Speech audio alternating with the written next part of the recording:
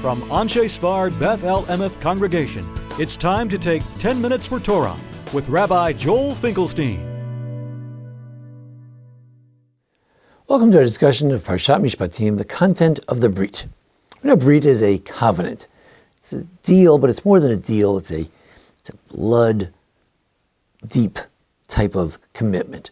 The reason that the Bris Milah, the circumcision, has blood in it is that the Berit, it always has to be something that runs really deep in your veins, so to speak.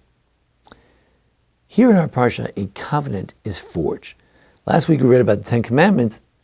The word Berit is not as emphasized, but here in this Parsha, there's a notion that a Berit is being forged. Some say this was the same episode with the Ten Commandments, just recorded at the end of Parshat Mishpatim. What am I referring to? Well, they had a whole ceremony. They had altars for the 12 tribes. They brought various sacrifices, and Moshe put the blood in certain containers, and he put it on the altar, and he took the Sefer HaBrit, the Book of the Covenant. Book of the Covenant? What's the Book of the Covenant? They didn't write the Torah yet. Presumably we didn't get the Ten Commandments yet. In writing, we have it we heard it auditorily, but we don't have a book. He read it to the people, and they said, Na'aseh v'nishma, will do, and we will listen to what he said. Then he took the blood, and he sprinkled it on the people. And he said, look, this is the blood of the covenant which God has cut, or God has forged with you for all these things that we're talking about. He went up, and they had an image of God that they saw, etc. So it says in verse 3 that he told them the words of God and the Mishpatim, the laws. Which laws? Parshat Mishpatim, these laws? Probably. And then later in Pasuk 7 it says that Yikach et Sefer HaBrit vayikra l'Bnei, that he took the book of the covenant and he read it to the people. What is the book of the covenant? So Rashi says that it's all the way from Bereshit, all the way from the beginning of the Torah and through the Parsha of Mishpatim, all the way through. It's a tremendous reading. He read all of this and he put that in a book, and they made a covenant based on that. Very interesting to note that although the first Rashi in Chumash says that the Torah really could have begun with the laws, because it's really a book of laws, but the Torah didn't. It began with Genesis. And as Ramban and Ziv point out, Genesis is so important. The notion of not only creation and a relationship with God, but also the notion of the behavior of the forefathers, how we learn hospitality from Avraham, a dedication from Yitzchak, how we learn about suffering from Yaakov, and what it means to build a Jewish family. So, responsibility from Yehuda. So, according to Rashi, the covenant was forged not only over laws, this week's Parsha, Mishpatim, but also over the ethics that are exemplified by the forefathers in the book of Genesis. The Ramban thinks that no, it's just this Parsha. It's just the Parsha of the Mishpatim, that the covenant is fundamentally over laws. How to run a civil society, a holy society, that's what it's all about. However, Rabbi Yoel ben Nun, a recent publication, he said that, he claimed that actually the book of the covenant would have to be something smaller. Why? Because it's the thing that they read to the people now. If they read the entire Genesis and then all the way through Exodus until this point, and Mishpatim, that would be a very long reading and not very dramatic. And he pointed out that sometimes when you have a very long tome that you want to commit to, and then you want to commit to it, you want to sign it, nobody reads the whole tome. Eventually we do read the Torah.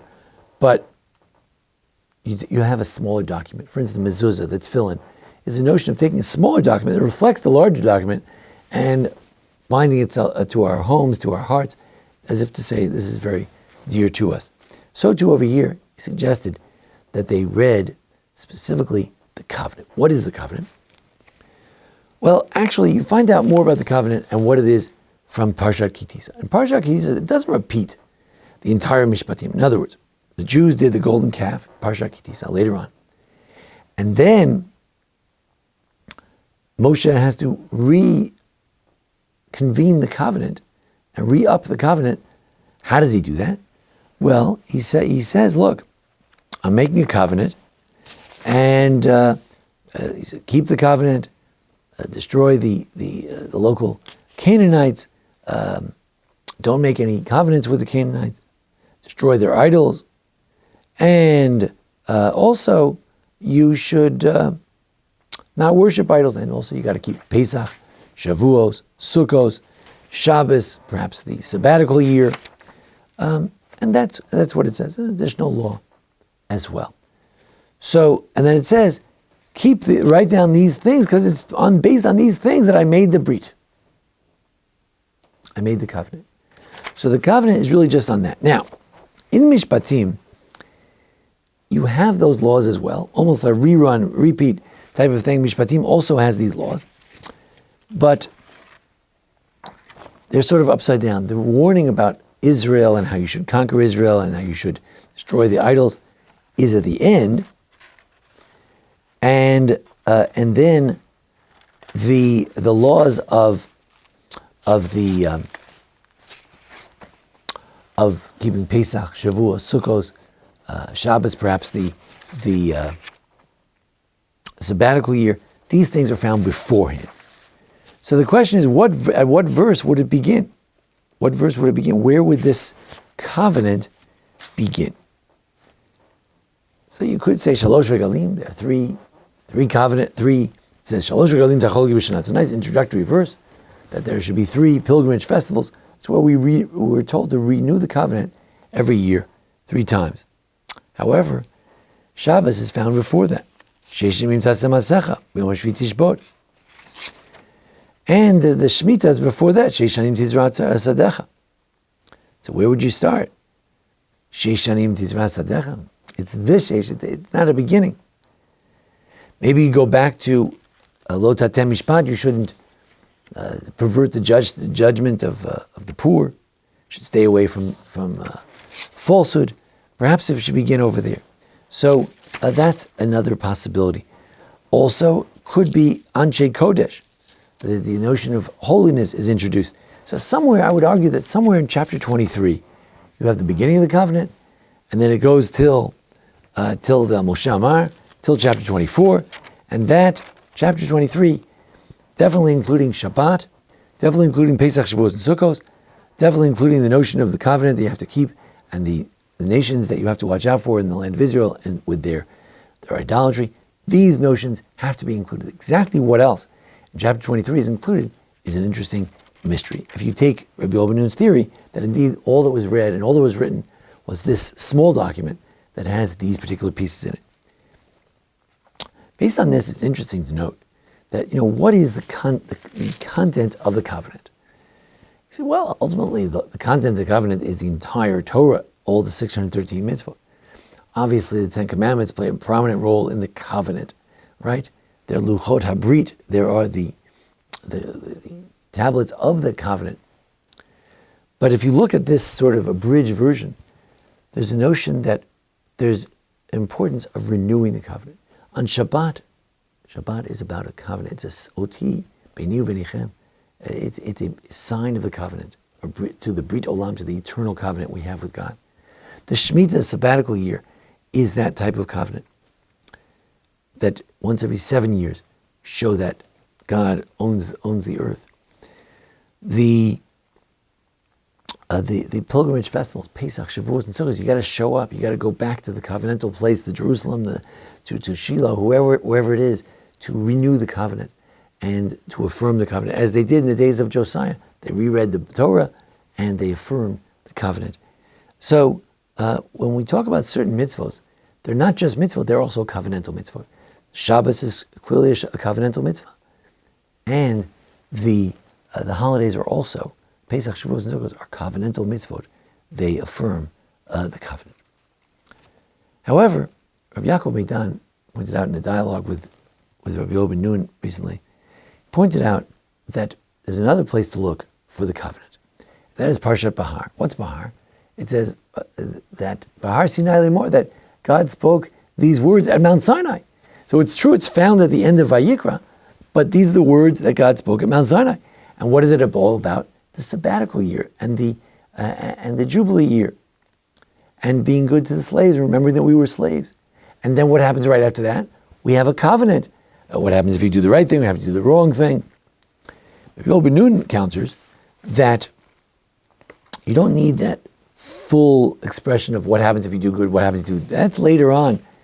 But at the initial point, before we show great signs of sinning, it simply says like as follows. It says that you should destroy the idols, that God would bless you and he would make your days full, that he would chase out all the enemies, that we wouldn't have any miscarriages or anything like that, a few blessings. What's the curse? The curse is you better destroy the idols, otherwise they might be a stumbling block. They might be a snare for you, a trap. That word trap, according to Rabbi Yoel Ben Nun, teacher at Shivat Har Tzion, Machon Herzog, that trap, that's an allusion to all the bad things that could happen, as laid out in Parshat Bechukotai. So Rabbi Dan thinks the Book of Covenant is Bahar and Bechukotai. Rav Yoel Ben Nun thinks it's some little section here relating to the covenant.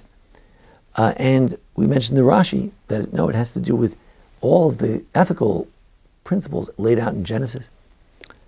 The Ramban, that has to do with laws. The covenant is made ultimately about social laws and about creating a civil society. These are the options. We have to think about that.